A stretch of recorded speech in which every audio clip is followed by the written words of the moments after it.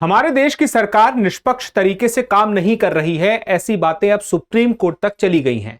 किस मामले में? यह मामला है मुख्य चुनाव आयुक्त का।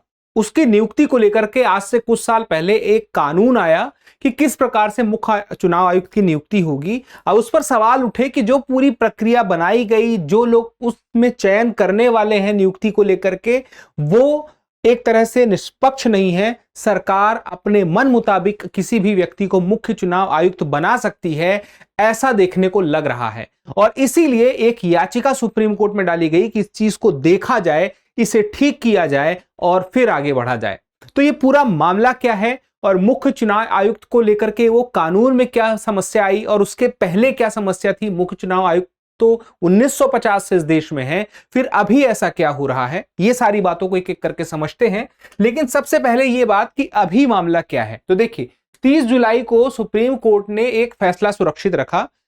इलेक्शन कमीशन के जो मुख्य चुनाव आयुक्त हैं और अन्य चुनाव आयुक्त हैं, उनको नियुक्ति को लेकर के 2023 में सरकार एक कानून लेकर आई थी और इसको चुनौती देने वाली कई याचिकाएं आई और इन याचिकाओं को लेकर के मांग की जा रही कि देखिए, ये मामला जो है ना, अपने आप में संविधान के जो एक बहुत ही महत्वपूर्ण पद है, उसको लेकर के जो कानून बना है, उस कानून की व्याख्या को देखने का मुद्दा बन चुका है। यानी कि एक बड़ा मुद्दा है, तो उस पर एक बड़ी जजों की बेंच अच्छा फैसला कर सकती है। यानी कि बड़ी जजों की जो फैसला होगा वो ज्यादा बेहतर तरीके से सोच समझ के होगा। तो यहां पे जस्टिस दीपांकर दत्ता और जस्टिस सतीश चंद्र शर्मा की बेंच ने केंद्र और राज्य जो भी याचिका करता है उनसे कह दिया कि काम करिए कि आप लोग अपनी अपनी जो दलीलें हैं वो लिख के दीजिए, फिर हम आगे इस पे विचार करते हैं। अब देखिए, यहां पर ना केंद्र सरकार की तरफ से एक दलील क्या दी गई कि अगर पीएम पर भरोसा नहीं है। देखिए, कुल मिला के शॉर्ट में पहले मैं बता देता हूं कि जो मुख्य चुनाव आयुक्त हैं या चुनाव आयुक्त है, उनकी नियुक्ति को लेकर के 3 सदस्य होने चाहिए, ऐसा कानून में है जो 2023 का सरकार ने बनाया, यानी कि विधायिका ने बनाया। तो जिसमें एक तरफ पीएम होंगे, एक तरफ कोई कैबिनेट का मंत्री होगा जो पीएम तय करेंगे और उसके अलावा विपक्ष के नेता होंगे। अब इसमें ये सवाल ये उठ रहा है कि जब मुख्य चुनाव आयुक्त की नियुक्ति के लिए एक तरफ पीएम है, एक कैबिनेट का कोई मंत्री है, तो ये 2 लोग हैं वो जो सरकार की तरफ से हैं, एक जो विपक्ष की तरफ से है। अब ऐसे में किसी व्यक्ति को जो चुनना है, मान लीजिए ए है एक आदमी का नाम, इसको चुनना है, तो इस व्यक्ति को चुनने के लिए दोनों मिल करके ही किसी व्यक्ति को वोट देना चाहेंगे। मान लीजिए 5 नामों की सिफारिश आई है, किसी भी नाम की सिफारिश आई, तो इन दोनों का वोट एक तरफ जाएगा, ऐसा आरोप लगाया जा रहा है। और ऐसे में एक ही वोट रहेगा जो हमेशा अलग शायद जाने को देखने को दिखाई दे। यानी कि ऐसे में ये सवाल आता है कि एक तो विधायिका अपने हिसाब से कानून बना रही है और विधायिका अपने हिसाब से जब कानून बना रही है, दूसरी तरफ उसी कानून बनने के कुछ महीने पहले सुप्रीम कोर्ट ने कहा था कि आप चीफ जस्टिस ऑफ इंडिया को भी इस 3 लोगों में से एक रख सकते हैं। यानी कि जो कैबिनेट मंत्री है उनकी जगह पे चीफ जस्टिस ऑफ इंडिया हो, ऐसा सुप्रीम कोर्ट ने कुछ महीने पहले ही 2023 में कहा था। और कुछ महीनों बाद ही ये कानून बना, तो यहां पे पीएम, कैबिनेट मंत्री और विपक्ष के नेता कर दिया गया। यहीं पे सवाल उठा और इस पे फिर यही बात चली कि वो जो पहले सुप्रीम कोर्ट ने कहा था उस चीज को बल्कि लागू किया जाना चाहिए, वो ज्यादा बेहतर था। वहां पे ये दिखता है कि विधायिका की सर्वोच्चता नहीं है, बल्कि हमारे संविधान का जो मूल तत्व है, हमारे संविधान का जो बेसिक स्ट्रक्चर है, उनमें से एक ये भी है कि स्वतंत्र और निष्पक्ष चुनाव हो। और स्वतंत्र और निष्पक्ष चुनाव तब होंगे जब वो पूरा का पूरा चुनाव आयोग जो है इस प्रकार से काम करे, उसमें होने वाले सदस्य इस प्रकार से काम करें जो पारदर्शी और निष्पक्ष तरीके से चुने जाएं, इस प्रकार से नहीं। ये बातें सामने आई सुप्रीम कोर्ट में। तो जब ये बात आई तो अब यहां पे जब ये सुप्रीम कोर्ट में ये भी कह दिया गया सरकार की तरफ से कि प्रधानमंत्री तो अपनी तरफ से कैबिनेट भी चुनते हैं, तो क्या उसमें भी हम सीजेआई को रख लें? तो यहां पे सुप्रीम कोर्ट ने कहा कि पीएम में अविश्वास का मामला नहीं है कि पीएम किसी ऐसे व्यक्ति को कैबिनेट मंत्री बना देंगे जो सरकार की तरफ से या उन्हीं के फेवर में बोले वोट डालेगा। मतलब यहां पे है निष्पक्षता का। हमें वो निष्पक्षता के सिद्धांत को बरकरार रखने की नजर से इस पूरे मामले को देखना होगा। और समिति में असंतुलन को लेकर के सवाल भी उठा, क्या निष्पक्षता दिखनी नहीं चाहिए? ऐसा लगना तो चाहिए कि निष्पक्षता है, अगर लगेगा ही नहीं तो है या नहीं, ये तो बात का मसला है।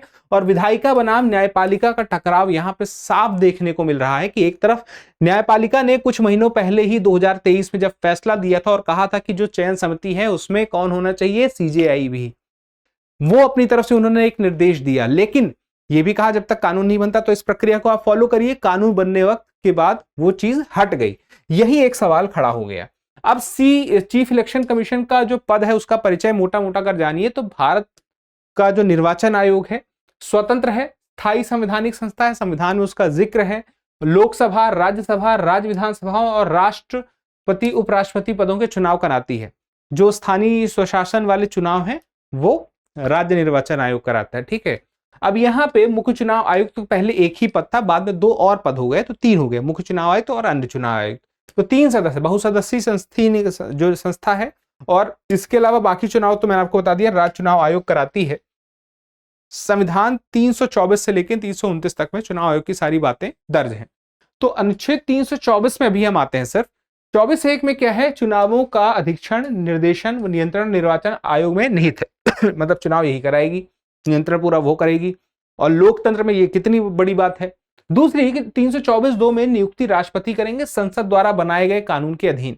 यानी कि हमारे संविधान में यह बात तो दर्ज है कि नियुक्ति राष्ट्रपति करेंगे, लेकिन नियुक्ति की प्रक्रिया क्या होगी। नियुक्ति तो राष्ट्रपति कर रहे हैं, तब भी कर रहे थे, आज भी कर रहे हैं, लेकिन उसमें यह लिखा था कि संसद द्वारा बनाए गए कानून के अधीन। संसद एक कानून बनाएगी, उसके बाद फिर उसके अधीन ही नियुक्ति राष्ट्रपति करेंगे। कानून दरअसल 2023 तक बना ही नहीं, 1950 के बाद। चिंता की बात यह थी कि जब इतने सालों से कानून नहीं बना, फिर वही अनूप बर्णवाल केस, उसमें क्या हुआ, इसमें यही मामला उठा कि कानून बनना चाहिए। कानून जब तक नहीं बनता है तब तक फिर यह प्रक्रिया हो जिसमें ये 3 लोग हो। फिर सुप्रीम कोर्ट ने अपनी तरफ से बात कही और फाइनली यहां पे 324(5) में देखें तो चीफ इलेक्शन कमीशन को सिर्फ सुप्रीम कोर्ट जज ऐसी प्रक्रिया से हटाया जा सकता है। अन्य इलेक्शन कमीशन को सिर्फ कमिश्नर को चीफ इलेक्शन कमिश्नर के जो सिफारिश पर हटाया जा सकता है, लेकिन मुख्य वाले को हटाना थोड़ा मुश्किल है। सुप्रीम कोर्ट के न्यायाधीश को हटाने की तरह है। तो सुप्रीम कोर्ट का न्यायाधीश, जैसे कि अब उसमें क्या कह दिया गया, सुप्रीम कोर्ट के न्यायाधीश को हटाने की प्रक्रिया भी बड़ी जटिल है, राष्ट्रपति को हटाने वाली प्रक्रिया की जैसे है, तो इस वजह से काफी मुश्किल प्रक्रिया है। अब यहां पे एक बात सवाल ये आ जाती है कि जब इसे स्वतंत्र, निष्पक्ष, पारदर्शी बनाने का प्रयास है, तो वहां पे जब इसकी नियुक्ति हो रही है तो वहां पे निष्पक्ष क्यों नहीं लग रहा है। सारी याचिका इसी को लेकर के है। तो पहले नियुक्ति मैंने क्या कहा कि राष्ट्रपति नियुक्ति करते तो थे, लेकिन जब तक ये, चूंकि संविधान में लिखा था कानून जो बनाया जाएगा, जो संसद तय करेगी कानून, संसद ने कानून तय किया ही नहीं, तो प्रधानमंत्री की सलाह पर ही नियुक्ति हो रही थी। व्यवहारिक रूप से कार्यपालिका यानी कि ये फैसला कर रही थी कि कौन बनेगा। यानी कि सवाल तब भी था, क्या जिसकी नियुक्ति हो रही है वो स्वतंत्र और निष्पक्ष तरीके से काम कर सकता है। लेकिन अब ये बात और तेजी से उठ गई है, कोई स्वतंत्र चयन समिति नहीं है, ऐसे में फिर कोई विपक्ष या न्यायपालिका की भागीदारी 2023 तक तो वैसे भी नहीं थी। फिर 1990 में गोस्वामी समिति ने कहा था कि स्वतंत्रता बढ़ाने के सुझाव दिए गए, यानी कि उसमें भी चयन समिति की बात कही गई। अब ये मामला हाल फिलहाल में क्यों उठा कि देखिए, मुख्य चिंता यह है कि नियुक्ति की पूरी शक्ति सिर्फ कार्यपालिका के हाथ में हो गई है। कार्यपालिका जिसको चाहेगी उसको बना देगी, ये चयन समिति देख के यही समझ में आया है।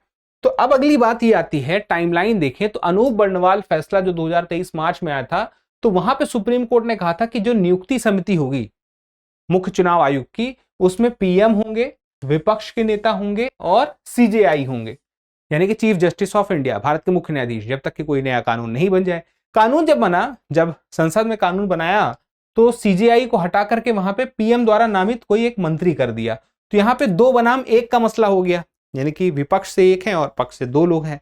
यहां पे मामला इसी वजह से ये सारा पकड़ा, और ये मामला कोर्ट तक यहां तक देखिए क्यों आया है, क्योंकि संविधान में ये बात बहुत स्पष्ट नहीं थी। वहां पे एक निर्वाद बन रहा था कि संसद जो कानून बनाएगी उसके हिसाब से राष्ट्रपति नियुक्त करेंगे। तो संसद ने ही कानून तो बनाया है, तो यहां पे अब विरोधाभास तो नहीं है, लेकिन विरोधाभास वही आ रहा है कि यहां पे क्या वो निष्पक्षता दिख रही है, इसी को देख रहा है सुप्रीम कोर्ट। अब यहां पे आगे देखें तो 2024 में कोर्ट का कानून पर रोक से इंकार पर जल्दबाजी को अनावश्यक कोर्ट ने कहा था उस दौरान। फिर 24 से 26 तक में कई बार मामला सुना गया और सवाल उठे। फिर उसके बाद 26 में फैसला सुरक्षित रखा गया। संसद की सर्वोच्चता, मैंने आपसे बताया, जो संसद ने कानून बनाया है तो उसकी सर्वोच्चता है, या फिर जो संविधान की मूल संरचना है जिसमें निष्पक्षता की बात की जाती है। अब यहां पे निष्पक्षता की जब बात की जा रही है तो एक बात याद रखिएगा कि केंद्र ने बड़ी बेंच भेजने की मांग की, कोर्ट ने फिर फैसला सुरक्षित कर लिया। अब ये मामला सिर्फ फैसले तक नहीं आ गया, ये मामला आ गया है बड़ी बेंच में जाने का, क्योंकि जो ये मामला था 2023 का अनूप बर्णवाल का, ये 5 जजों की बेंच में तो वैसे ही था। तो एक बड़ी बेंच पे मामला अब जाना जरूरी इसलिए हो गया क्योंकि इस पे अब एक पूरी व्याख्या होनी चाहिए। जो भी ये डायलेमा क्रिएट हो रहा है कि क्या इसमें होना चाहिए, क्या नहीं होना चाहिए, सीमाएं कहां पे हैं संसद की कानून बनाने को लेकर के, ये सारी स्पष्टताएं भी अब वहां पे सॉलिसिटर जनरल जो केंद्र सरकार की तरफ से बोलते हैं, हाई कोर्ट हो या सुप्रीम कोर्ट हो, उन्होंने अपना पक्ष सॉलिसिटर जनरल तुषार मेहता ने यहां पे रखते हुए कहा और उन्होंने ही मांग की कि मामला बड़ी बेंच में जाना चाहिए। तो याचिकाकर्ताओं की मांग क्या है? 2023 का कानून रद्द किया जाए। अनूप बर्णवाल फैसले को वह कहीं ना कहीं पीछे कर देता है जिसमें यह बात कही गई थी कि सीजीआई होना चाहिए। नियुक्ति में स्वतंत्र तटस्थता तंत्र बहाल किया जाए, ऐसा लगे भी कि वह निष्पक्ष और स्वतंत्र तरीके से चुनाव हो रहा है, और सीजीआई को वापस समिति में शामिल करने की मांग की गई। लेकिन बात यही है कि दूसरी तरफ सरकार क्या कह रही है कि मामले को तो पहली बात बड़े संविधान पीठ को भेजा जाए, और दूसरी बात कि जो संवैधानिक सवाल अब खड़े हो गए हैं व्याख्या को लेकर के, संसद के बनाए कानून पे जो सवाल उठ रहे हैं, और दूसरी तरफ संसद के कानून बनाने के अधिकार को लेकर के, क्या वह अनूप बर्णवाल केस में सुप्रीम कोर्ट ने जो बात कही, जो निर्देश दिए, उसके लिए केंद्र सरकार बाध्य है या नहीं है, इस बात को भी स्पष्ट किया जाए, ये बात कही गई। तब सारी बातों के बाद अब ये है कि आगे देखा जाएगा क्या मामला बड़ी बेंच में जाएगा या नहीं जाएगा। फिर उसके बाद कानून जो बना है 2023 का नियुक्ति के लिए, वो सही है या नहीं है, यानी कि संवैधानिक है या नहीं है, इसको भी देखा जाएगा। और सीजेआई अब शामिल होंगे इस चयन समिति में या नहीं होंगे, ये भी आगे आने वाले समय में देखा जाएगा। तो चलिए हम सारी बातों को आगे के लिए छोड़ते हैं, लेकिन अभी जितना आपने देखा है उस पर ये बात समा हो गई कि फिलहाल के लिए दलीलें दोनों तरफ से ली जा रही हैं। कोर्ट तय करेगा कि मामला बेंच में जाएगा या नहीं जाएगा। अगर बेंच में सौंपा गया तो सुनवाई अभी होने में लंबा समय और लगेगा, और फैसले को लेकर के ये पता चल जाएगा जो आगे के भी कुछ अन्य पद हैं, जैसे कि हम लोकपाल की बात करें, सीबीआई डायरेक्टर की बात करें, तो इनकी नियुक्ति को लेकर के भी आगे मामला अभी और देखने को मिलेगा, जो इसी से जुड़ा हुआ, इसी प्रकार से स्वतंत्रता और निष्पक्षता की मांग करता है, या मांग जिस पर की जा सकती है। तो सारी बातों को अगर देख ली तो आपसे मेरा एक सवाल है, सवाल के जवाब देने से पहले ये जानकारी कि अगर आप यूपीएससी की तैयारी कर रहे हैं और चाहते हैं दिल्ली या करोल बाग वाली दृष्टि आईएएस की क्लास आपको आपके घर से मिले, चाहे आप कहीं भी रह रहे हो, तो दृष्टि लर्निंग ऐप पे वो क्लासेस मिलेंगी IAS GS foundation live online course के माध्यम से, जिसमें कि 400 से ज्यादा क्लासेस होंगी, और हर क्लास को आप जितनी बार चाहे उतनी बार रिवीजन करें, 3 साल तक की वैलिडिटी होगी। और इसमें आपको जो सारा स्टडी मटेरियल है वो हार्ड कॉपी में आपके घर पहुंचाया जाएगा। प्रीलिम्स और मेंस का टेस्ट सीरीज आपको मिलेगा, जो आपकी आंसर राइटिंग में भी मदद करने के लिए अलग से विकल्प देगा, और इसके साथ ही आपको डाउट सॉल्विंग सेशन मिलेंगे और अन्य कई किताबें, और इसके साथ ही आपको एआई की सुविधा मिलेगी जो आपकी क्लासेस को समझने में आपकी मदद करेगी।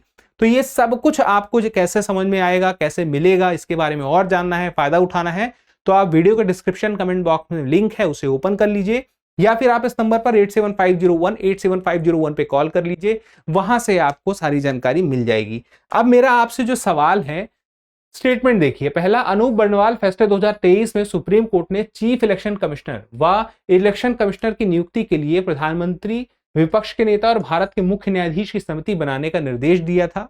दूसरा, दिसंबर 2023 के नए कानून ने इस समिति में मुख्य न्यायाधीश की जगह प्रधानमंत्री द्वारा नामित एक कैबिनेट मंत्री को शामिल किया।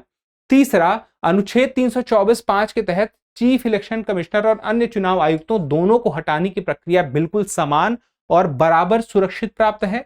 अब आपको बताना है इनमें से कौन सा ऐसे कथन सही है या है। ए केवल 1 और 2, बी केवल 2 और 3, सी केवल 1 और 3, और डी 1, 2 और 3।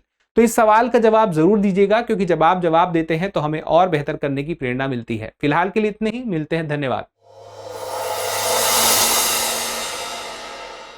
अब एग्जाम की तैयारी को और बेहतर करने के लिए हमारे चैनल को लाइक, शेयर और सब्सक्राइब करना ना भूलें।